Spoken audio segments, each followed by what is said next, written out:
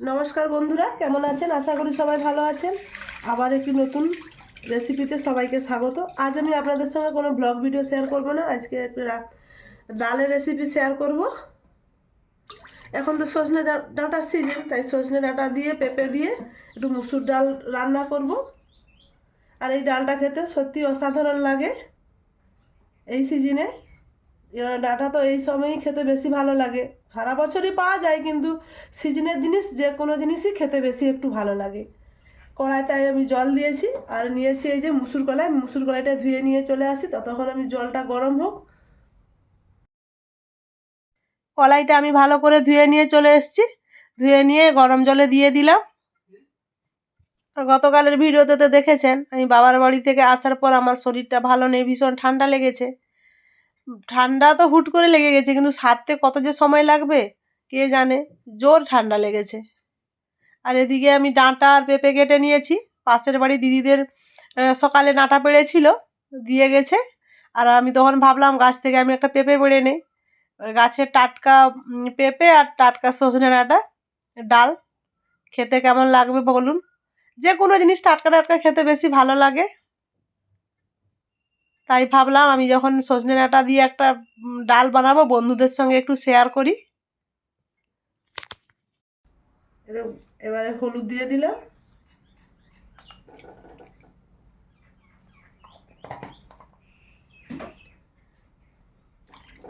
আমি পেঁপেটা একটু পাতলা পাতলা করে কেটেছি যাতে তাড়াতাড়ি সিদ্ধ হয়ে যায়।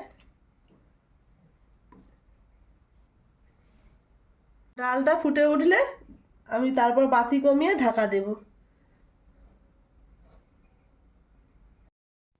ডালটা ফুটে উঠেছে, এবার আমি ঢাকা দিয়ে দিলাম সিদ্ধ হওয়ার জন্য। সিদ্ধ হতে একটু সময় লাগবে, সিদ্ধ হোক তারপর আমি আসছি।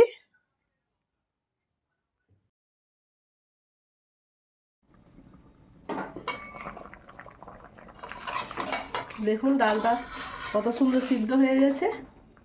এইবার আমি একটা ডাল ঘাটা কাঁটা নিয়েছি, একটু ঘেটে নেই।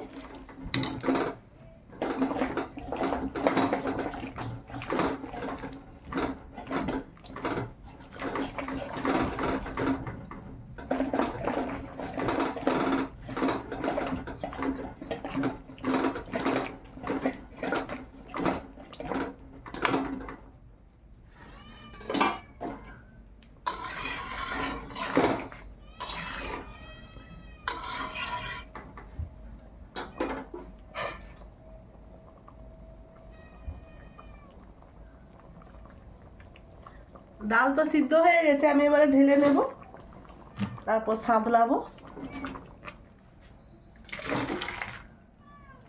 একটু জল মিশাবো ডালটাতে।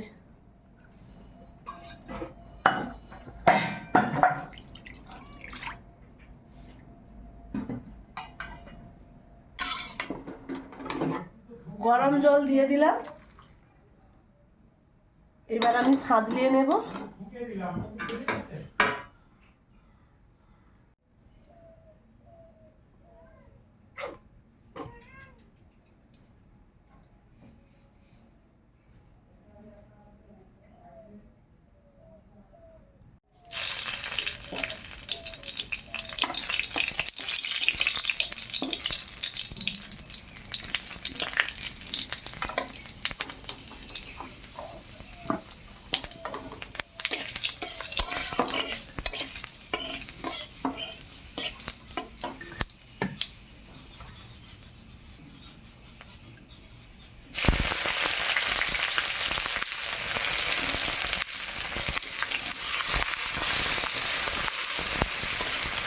পাঁচ ফোড়ন দিলাম আর পেঁয়াজ তেজপাতা, ভালো করে পেঁয়াজটা ভেজে নেই।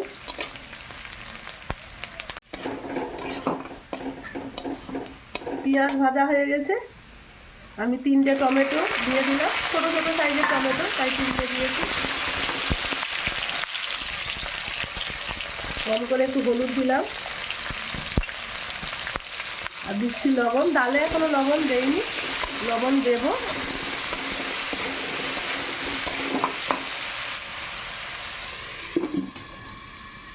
টমেটোটা সিদ্ধ করে নেই।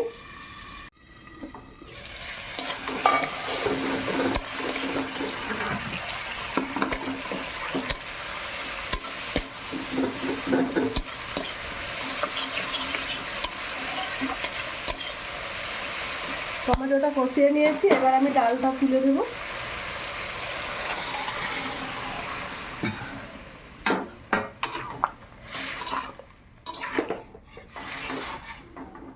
এবার পরিমাণ মতো আমি লবণ দেব।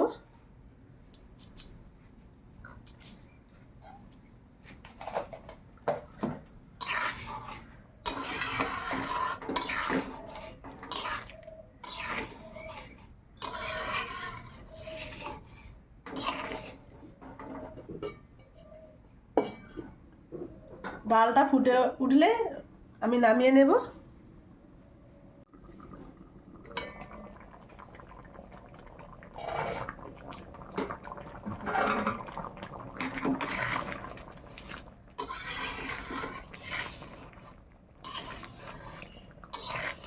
ডালটা ভালোভাবে ফুটে গেছে, এবার আমি নামিয়ে নেব।